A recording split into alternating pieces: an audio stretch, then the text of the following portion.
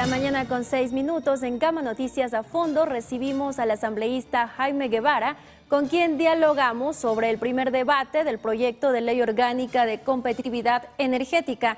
Bienvenido, asambleísta, muy buenos días, gracias por su presencia. Muy buenos días, mi estimada Anaí, un saludo a los amigos que siguen Gama TV. Realmente para nosotros un gusto estar acá y esperamos que los ecuatorianos también tengan un excelente año 2024. Un primer debate extenso. ¿Cuáles fueron esos aspectos en discusión, asambleísta? Bueno, debo indicar que es un debate realmente demasiadamente largo, desde las 10 de la mañana hasta las 6:15 de la tarde, en el que las inquietudes de los compañeros asambleístas van en el tema de que es bueno abrir los espacios en que vengan inversiones privadas para que puedan fortalecer el espacio de ya no más apagones. Pero en ese contexto también hay que regular para que no exista excesos en el sector privado.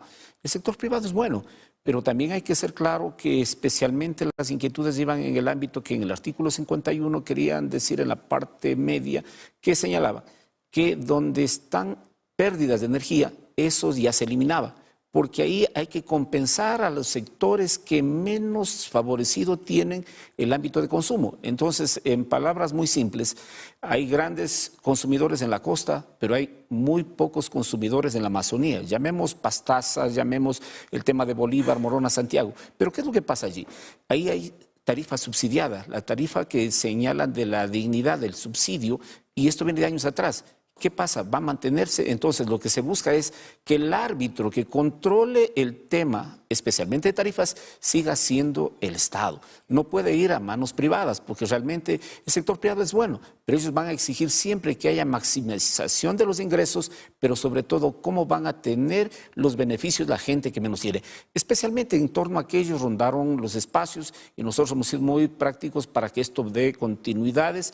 Lo otro, buscan que haya los espacios públicos estén exentos de pagos, sectores que se dedican realmente al tema de sectores sociales, es lo que se ha buscado. Entonces, ha habido un espacio de debate amplio. Esperamos que la comisión, en este caso que es del orden económico, pueda recoger estas aspiraciones y ellos hasta el día lunes ya puedan presentar el informe y de manera que a partir del martes en adelante ya podamos cumplir plazos y tiempos, mi estimada Anaís. ¿Y cómo garantizar que el Estado realice un control eficiente sobre estos incentivos o subsidios que se dan a ciertos sectores y en vez de pasar a manos privadas?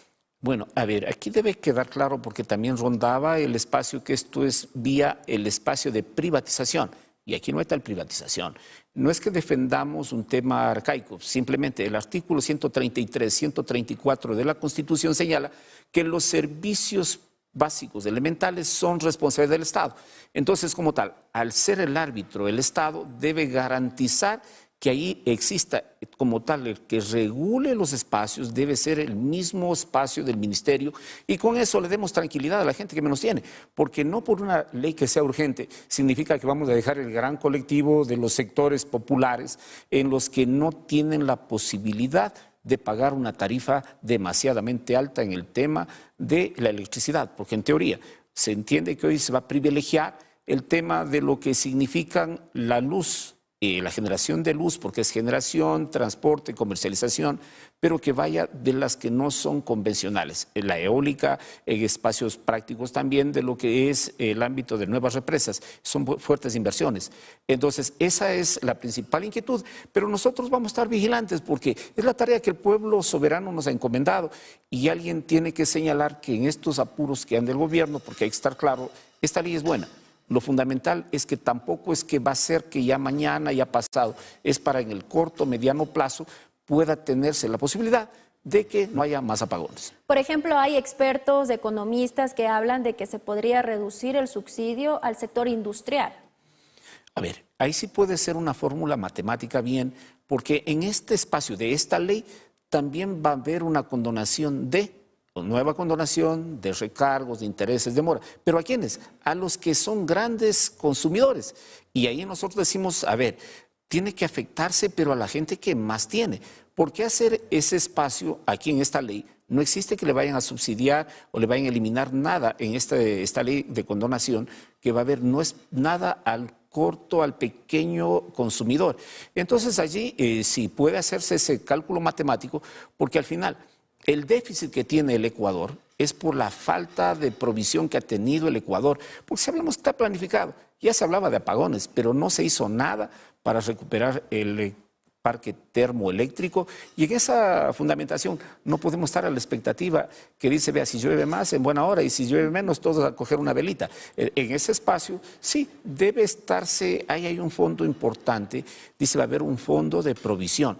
Ese fondo de provisión bien manejado va a evitar que sea como ha pasado en estos últimos meses atrás, en la que por falta de provisión fueron y contrataron lo más caro, pero si hubiera un fondo de provisión y que ahí sí contrate los que sea un cuerpo colegiado más amplio para que no solamente como ahora ha pasado, se va y se contrata hasta lo más caro. Eso no puede pasar y en perspectiva, esto nosotros estamos convencidos que con la comisión va a recoger y si hay posibles desajustes, hasta en el segundo debate podemos regularizarlo. ¿Y contempla o no el incremento de la planilla eléctrica? No, de momento no se prevé incrementos porque de acuerdo a los cálculos matemáticos se entiende que si hay mayor producción de energía va a ser más barata. Entonces, si tenemos mayor provisión, debe ser tarifas más a la baja para que también haya estímulos para los productores.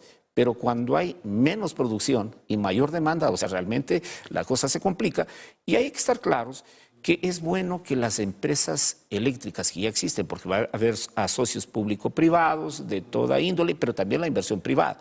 Entonces, ellos tienen buenos espacios y sobre todo tienen la posibilidad de decir, señores, aquí vamos a trabajar para que todos puedan ganar, pero más allá de aquello, si tenemos una provisión y una producción mayor de energía, nos permitiría abaratar costos.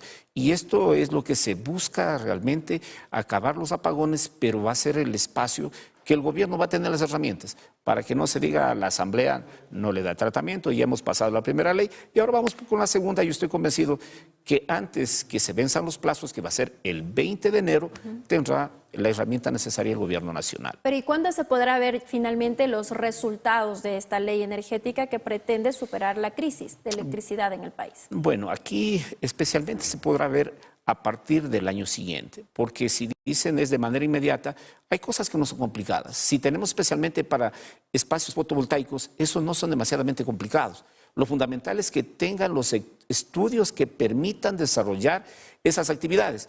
Y hay provincias donde el sistema eólico también es muy básico, muy fundamental. Y lo que va a demorar, y hay que estar claro, son sistemas convencionales de represas. Usted sabe que esto, y amigos del Ecuador, eso toma su tiempo, construir una represa, pero sistemas fotovoltaicos, esos son mucho más prácticos y ahí sí debe estar claro que debe haber las excepciones tributarias para todos los implementos que significa Berrán del Exterior, en este caso son los paneles solares, y en provincias de difícil acceso son grandes soluciones y son soluciones prácticas. Ahí que estaremos nosotros siempre atentos para que el Ecuador no pueda estar a la expectativa de que ya viene la temporada seca y cada quien comprará su velita o comprará su espacio también de un generador. La gente no tiene recursos, pero parte de estimular al sector productivo significa también, aparte de tener una ley que le permita desarrollar actividades, también le permita decir, tenemos la posibilidad que el Estado cumpla con el rol fundamental que significa dar los espacios básicos para que la gente pueda producir, pero sobre todo con seguridades de no estar a la expectativa que si llueve o no llueve. Usted ha mencionado las alianzas público-privadas, pero también a algunos asambleístas les preocupaba el hecho de cómo delimitar o determinar las zonas francas en este aspecto. A ver, ahí hay una inquietud importante que hay que regular y por eso el cuerpo colegiado, que debe estar siempre con la rectoría del gobierno nacional, debe señalar que puede haber alguien que se pasará de hecho el vivo, discúlpeme que diga la grosería. Si va a la zona franca donde vienen con excepciones tributarias, dice no tenemos la posibilidad de contribuir porque traemos importado a 0 gravámenes y resulta que ellos van a producir en la zona franca y van a hacerse su agosto. Entonces eso hay que regularlo, porque tiene que tener un control para todos los sectores. Una zona franca no significa que va a haber un espacio de carta abierta para que diga yo aquí me hago mi mayor tipo de ingreso. Entonces, esa regulación va también para las zonas francas, en la que permita tener un control de parte del Estado en que dé los estímulos necesarios no solamente para las zonas francas, si hay un espacio de mayor producción, pueda comercializarle, pero a los precios competitivos sin que pueda dejar de tener el control el ente rector que significa el Estado porque ellos son los que deben garantizarnos que deba llegar los servicios básicos a tiempo oportunos y al costo adecuado. Entonces, ¿es erróneo de que también algunas bancadas han mencionado que se trata de una ley privatizadora? No, eso hay que descartarlo, porque todo lo que está señalado en el marco constitucional, y aquí ratifico, el 134 es mucho más taxativo.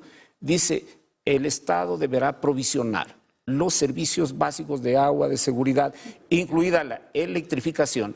Entonces, como tal, ahí no hay espacio. Todo lo que se contraponga contra el marco constitucional se deriva en acciones nulas. Entonces, debe tener la seguridad del pueblo ecuatoriano que esto no va a ser un espacio de privatizaciones. Bueno, también otra de los planteamientos o observaciones que se han hecho en este primer debate es la separación de los ministerios de electricidad, hidrocarburos y minas. ¿Por qué esta separación? ¿Cuál sería el alcance de darse esto? Bueno, de lo que se ha verificado, se unificaron, pero fue un resultado funesto, porque no alcanzaban a hacer ni una tarea ni otra. En este espacio hay que darle una especificidad, porque se trata de un tema demasiadamente complejo para el Ecuador. Y aquí, de la misma ministra actual, ¿qué es lo que había señalado? Vea, ese fue un craso error, unificar los tres ministerios, porque no alcanzan a tener el espacio y ni la capacidad para poder controlar. Entonces, al volverles a dar las independencias necesarias, no significa crear más burocracia, pero sí significa tener instituciones ágiles que puedan controlar y sobre todo puedan resolver los problemas de la colectividad.